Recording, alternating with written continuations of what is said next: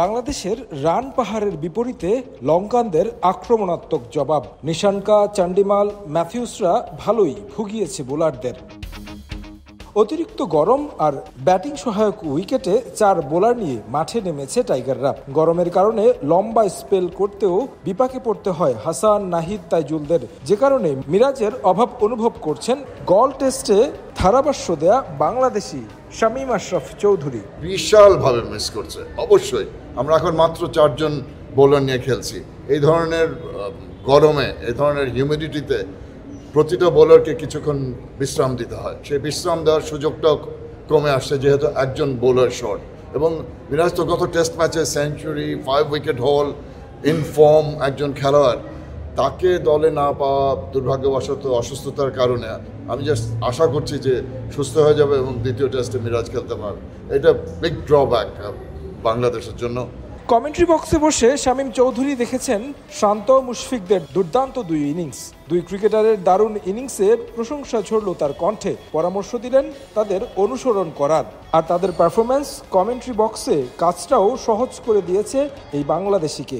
অবশ্যই অনস্বীকার্য যে মুশফিকুর রহিম এতদিন ধরে খেলেও এমন একটা রানের খরার মধ্যে থেকে এসেও যেভাবে এই জায়গায় খেলেছে, মানে শব্দ ব্যবহার করা তো কঠিন হয়ে যায়, কারণ খেলাটা সবাই দেখেছে যে কি কষ্ট করতে হয়েছে, কি ধৈর্য ধরতে হয়েছে। আর তার যে টেকনিক্যাল অ্যাবিলিটির যে কোনো ঘাটতি নেই সেটা কিন্তু লক্ষণীয় ছিল। এবং সবসময় দেখা যায় যে যখন সময় দেয়া যায় একটা ইনিংসে, বিশেষ করে টেস্ট ম্যাচে, সেই জায়গাটা সদ্ব্যবহার করার জন্য মুশফিকুর রহিমের বিকল্প নেই। এবং তার কাছ থেকে অনেক কিছু শিক্ষণীয় আছে, ধৈর্যের ব্যাপারটা, কষ্ট করার ব্যাপারটা। এবং আমরা যেটা বলি যে লং ভার্সন ক্রিকেট যখন কেউ রপ্ত করতে পারে তখন কিন্তু যে কোনো ফরম্যাটে তারা ভালো করতে পারে, এবং এই জায়গাটাতে বাংলাদেশের কাজ করতে হবে। বিগ ব্যাশে আরও একবার সুযোগ পেয়েছেন রিশাদ হোসেন। লঙ্কাতেও আলোচনা হয় তাকে নিয়ে। তবে এই ধারাভাষ্যকারের মতে শুধু রঙিন পোশাকেই নয়, রিশাদকে সুযোগ দেওয়া উচিত টেস্টেও। ফ্র্যাঞ্চাইজিগুলোতে খেললে যে একেবারে বড় খেলোয়াড় হয়ে গেল সেটা না। অনেক ফ্র্যাঞ্চাইজি লিগ আছে এই সময়।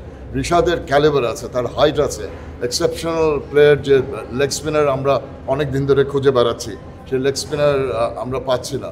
কিন্তু তার এখনও অনেক শেখার ব্যাপার আছে। শর্টার ফরম্যাটে 4 ওভার বল করে হয়তো বা পার পেয়ে যাবে, কিন্তু এই জায়গায় যেখানে আমরা আছি long version cricket, test match cricket, সেই জায়গায় যদি রিশাদ ভালো করতে পারে তাহলে আমি খুব খুশি। গল টেস্টে বাংলাদেশ যে অবস্থায় আছে তাতে ইতিবাচক ফলাফলের প্রত্যাশা শামীম চৌধুরীর। তারেক হাসান শিমুল, সময় সংবাদ, গল, শ্রীলঙ্কা।